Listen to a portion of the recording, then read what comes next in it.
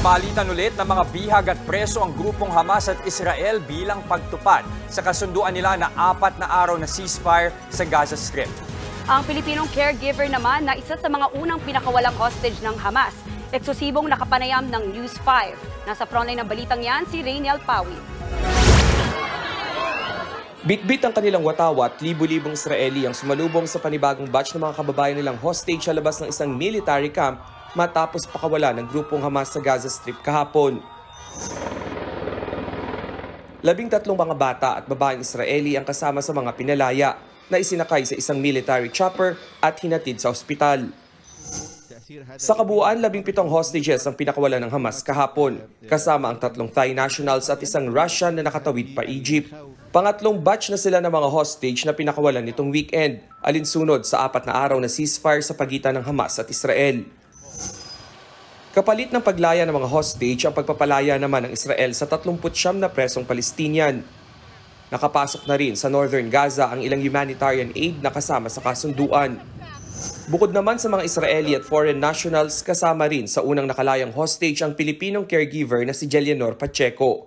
Matapos pakawalan ng Hamas, masaya na niyang nakakausap ang kanyang pamilya sa Pilipinas. Pero sa likod ng bawat ngiti, dala-dala pa rin niya ang mapait na sinapit matapos ang pang-aabusong naranasan sa kamay ng militanteng grupong Hamas. Sa ngayon, sumasailalim pa sa medical evaluation at debriefing si Jelianor sa Israel. Labis na raw ang kanyang pananabik na makasamang muli ang pamilya. At pagkatapos ng nangyari, wala na raw siyang balak mang ibang bansa. Ang tanging nais na lang niya makapagsimula ng negosyo sa Santa Ana, Cagayan.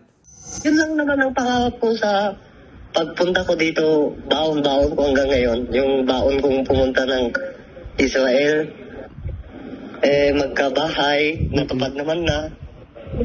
Magkaroon ng kasi ang trabaho ko noon driver ng kiskisan, yung Rubik Rice Mill. Magkaroon ng sariling ganon. Patuloy namang nakaantabay ang mga opisyal ng Embahada ng Pilipinas at OWA kay Pacheco. Sagot na raw ng gobyerno ang kanyang pagpapagamot. Sa huling tala ng Department of Foreign Affairs, nasa 300 Pilipino na mula Israel ang naging bahagi ng repatriation program. May mga uuwi pa raw sa mga susunod na araw. May mga 90 pang naayos para pauwi. Ang maganda dyan, 100 sa Gaza naman, 111 ang nakalis na. Kala namin mga 80 lang. Umabot ng 111. Tapos meron pang around 10 na tatawid itong weekend.